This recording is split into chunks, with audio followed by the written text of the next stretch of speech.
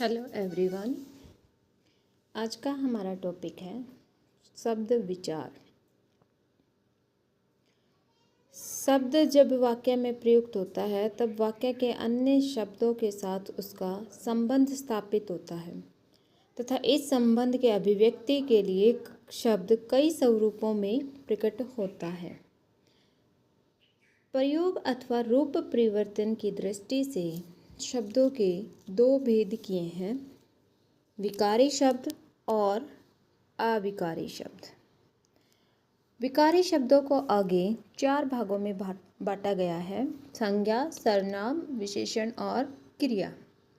अविकारी शब्दों को आगे फिर से चार भागों में बांटा गया है: क्रिया विशेषण, समुच्चय बोधक, संबंध बोधक और विस्मयादि बोधक। अब हम शुरू करते हैं विकारी शब्दों के पहले रूप यानी कि संज्ञा से। तो सबसे पहली परिभाषा आती है कि संज्ञा किसे कहते हैं। किसी प्राणी, वस्तु, स्थान या भाव के नाम का बोध कराने वाले शब्द संज्ञा कहलाते हैं। संज्ञा के तीन भेद होते हैं: व्यक्तिवाचक संज्ञा, जातिवाचक संज्ञा और भाववाचक संज्ञा। अब बात करते हैं व्यक्तिवाचक संज्ञा किसे कहते हैं। जिस संज्ञा शब्द से एक ही व्यक्ति, वस्तु या स्थान के नाम का बोध हो उसे व्यक्तिवाचक संज्ञा कहते हैं। व्यक्तिवाचक संज्ञा विशेष का बोध कराती है, सामान्य का नहीं। पराय व्यक्तिवाचक संज्ञा में व्यक्तियों, देशों, शहरों, नदियों, पर्वतों, त्योहारों, पुस्तकों, दिशाओं, पत्रों, दिनों, महीनों आदि के नाम आते हैं। याद रखें, व्यक्तिवाचक संज्ञा विशेष का बोध कराती है, सामान्य का नहीं। आगे हम बात करते हैं जातिवाचक संज्ञा की। जिस संज्ञा शब्द से किसी जाति के संपूर्ण प्राणियों, वस्तुओं, स्थानों आदि का बोध हो उसे जातिवाचक संज्ञा।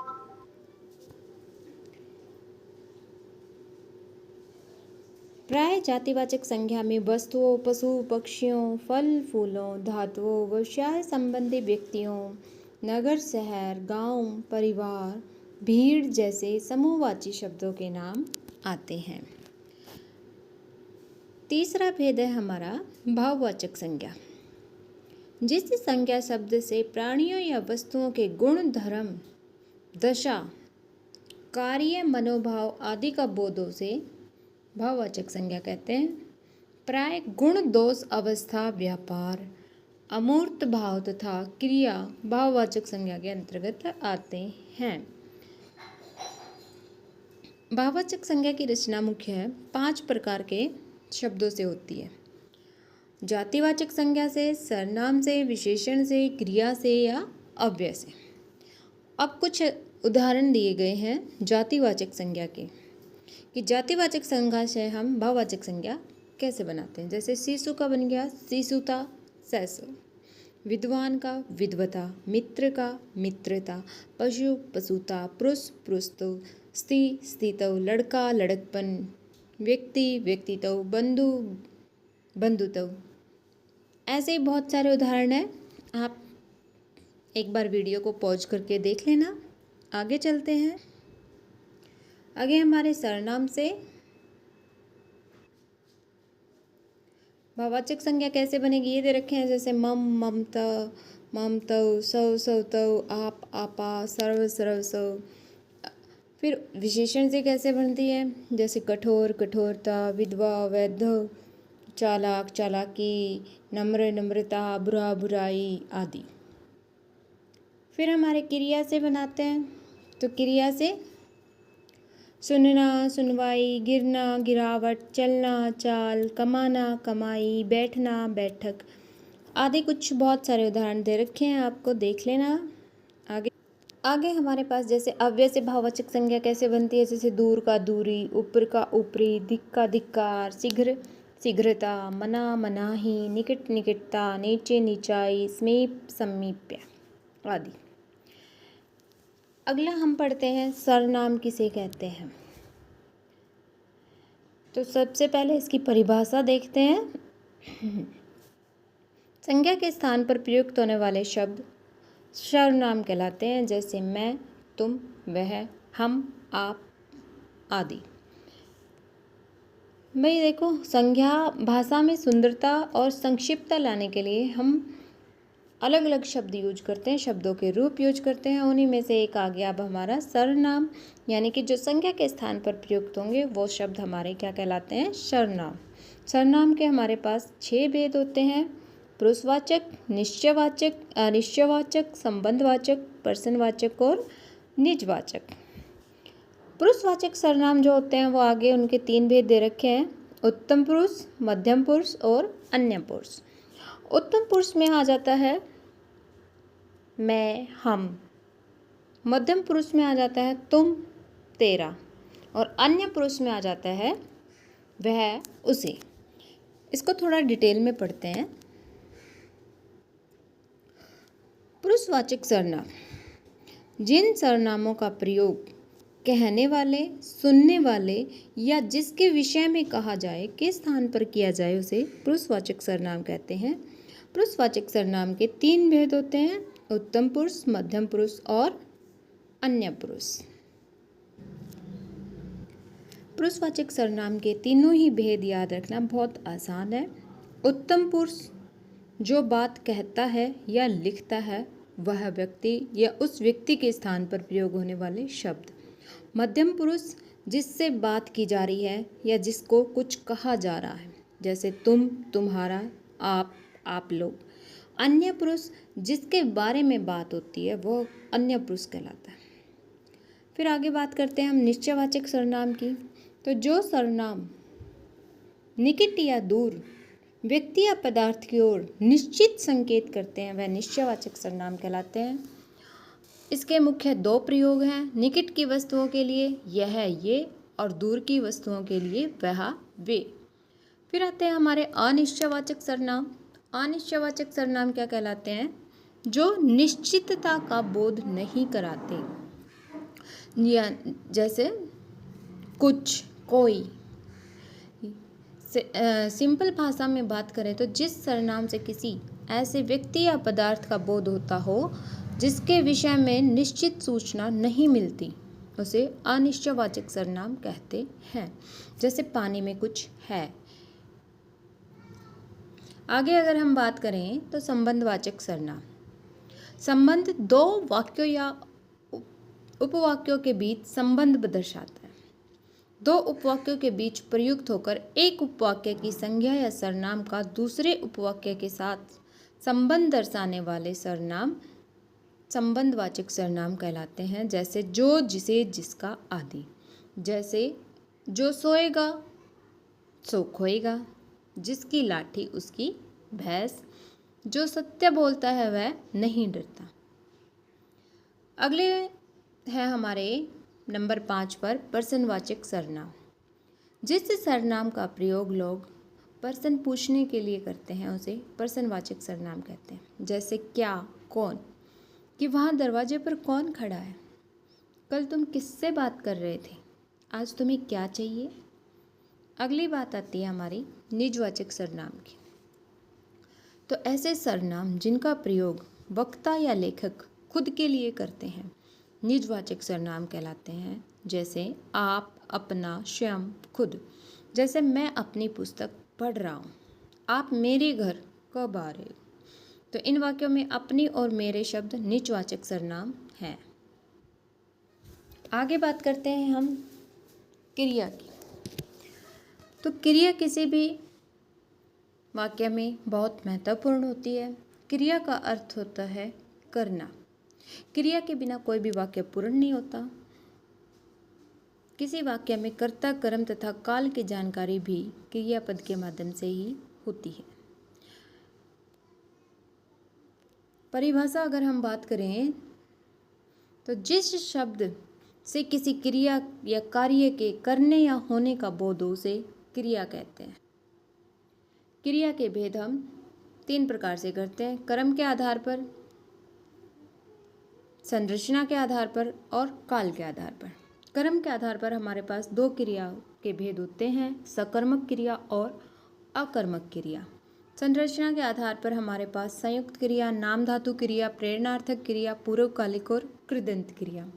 काल के आधार पर भूतकालिक, वर्तमानकालिक और भविष्यकालिक। एक एक करके अब हम इनको डिटेल में पढ़ते हैं। सबसे पहले हम बात करते हैं कर्म के आधार पर।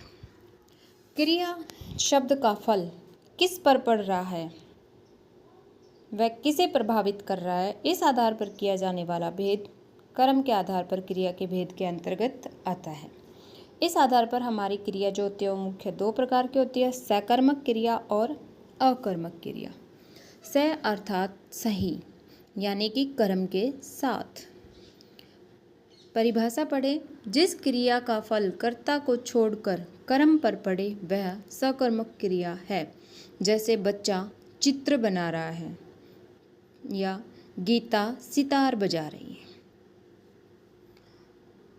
अब सकर्मक क्रिया जो होती है वो दो प्रकार की होती है, एक कर्मक और द्विकर्मक। जिस वाक्य में क्रिया के साथ एक कर्म प्रयुक्त हो उसे एक कर्मक क्रिया कहते हैं। जैसे माँ पढ़ रही है, यहाँ माँ के द्वारा एक ही कर्म पढ़ना हो रहा है। आगे बात करते हैं द्विकर्मक क्रिया। जिस वाक्य में क्रिया के साथ दो कर्म प्रयुक्त हो उसे द्विकर्मक क्रिया कहते हैं। जैसे अध्यापक छात्रों को कंप्यूटर सिखा रहे हैं। क्या सिखा रहे हैं? कंप्यूटर। और किसे सिखा रहे हैं? छात्रों को। तो यहाँ दो कर्म एक साथ हो रहे हैं। फिर हम बात करते हैं अकर्मक क्रिया की। तो जिस वाक्य में क्रिया का प्रभाव या फल कर्ता पर पड़ता है क्योंकि कर्म प्रयुक्त नहीं होता, उसे अकर्मक क्रिया कहते हैं। जैसे आशा गाती है, अब वो क्या गाती है ये नहीं बताया, लेकिन गा रही है, तो यहाँ कर्म पर प्रभाव ना पड़कर कर्ता पर पड़ रहा है। फिर आगे हम बात करते हैं संरचना के आधार पर। तो वाक्य में क्रिया का प्रयोग कहाँ किया जा रहा है, किस रूप में किया जा रहा है, के आधार पर किए जाने वाले भेद संरचना के आधार पर भेद कहलाते हैं। ये 5 प्रकार हैं: संयुक्त क्रिया, नाम धातु क्रिया, प्रेरणार्थक क्रिया, पूर्वकालिक क्रिया और एक होती है कृदंत क्रिया। तो सबसे पहले आती है संयुक्त क्रिया। जब दो या दो से अधिक भिन्न अर्थ रखने वाली क्रियाओं का मेल हो उसे संयुक्त क्रिया कहते हैं। जैसे अतिथि आने पर स्वागत करो। अब यहाँ पर दो क्रिया हैं कि एक तो आना हुआ, दूसरा स्वागत करना। अगली है हमारी नाम धातु क्रिया। संज्ञा सर्वनाम विशेषण शब्द जब एक धातु की तरह प्रयुक्त होते हैं उन्हें नाम धातु कहते हैं। और इन नाम धातु शब्दों में जब प्रत्यय लगाकर क्रिया का निर्माण किया जाता है वे शब्द नाम धातु क्रिया कहलाते हैं। जैसे हाथ हो गया संज्ञा, लेकिन हथिया नाम धातु और हथियाना क्रिया हो गई। सूखा विशेषण, सूखा नाम धातु और सुखाना क्रिया हो गई। आगे पढ़ते हैं प्रेरणार्थक क्रिया। जब कर्ता स्वयं कार्य का संपादन न करके किसी दूसरे को करने के लिए प्रेरित करे उसे प्रेरणार्थक क्रिया कहते हैं। जैसे सरपंच ने गांव में तालाब बनवाया। अगला आपका पूर्वकालिक क्रिया। जब किसी वाक्य में दो क्रिया प्रयुक्त हुई हों और उनमें से एक क्रिया दूसरी क्रिया से पहले संपन्न हुई हो तो पहले संपन्न वाली क्रिया को पूर्वकालिक क्रिया कहते हैं। इन क्रियाओं पर लिंग, वचन, पुरुष, काल आदि का कोई प्रभाव नहीं पड़ता। यह अव्यय तथा क्रिया विशेषण के रूप में भी प्रयुक्त होती है। जैसे बलवीर खेलकर पढ़ने बैठेगा। अब वो पहले खेल पूरा करेगा फिर वो पढ़ने बैठेगा। आगे आती है हमारी कृदंत क्रिया। क्रिया शब्द में जुड़ने वाले कृत प्रत्यय कहलाते हैं। कृत प्रत्ययों के योग से बने शब्द कृदंत कहलाते हैं। क्रिया शब्दों के अंत में प्रत्यय योग से बनी क्रिया कृदंत क्रिया कहलाती है। जैसे चल के साथ लगाएं चलना, चलता, चलकर। आगे हमारे आते हैं क्रिया के भेद काल के आधार पर। काल के आधार पर हमारे पास 3 होते हैं: भूतकालिक क्रिया, वर्तमानकालिक क्रिया और भविष्यकालिक। भूतकालिक क्रिया का वह रूप जिसके द्वारा बीते समय में कार्य के संपन्न होने का बोध उसे भूतकालिक क्रिया कहते हैं। जैसे वह विदेश चला गया, यानी कि वो जा चुका है। अगला आता है वर्तमानकालिक क्रिया। क्रिया का वह रूप जिससे वर्तमान समय में कार्य के संपन्न होने का बोध उसे वर्तमानकालिक क्रिया कहते हैं। जैसे विमल पुस्तक पढ़ रहा है, यानी कि काम अभी चल रहा है। अगला आता है भविष्यकालिक क्रिया।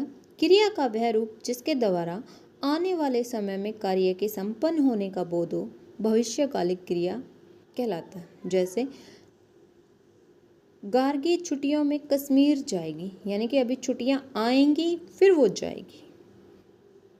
दिनेश निबंध प्रतियोगिता में भाग लेगा, यानी कि जो कार्य है वो आने वाले समय में संपन्न होगा। ये था हमारा आज का टॉपिक। उम्मीद है आपको अच्छा लगेगा। धन्यवाद।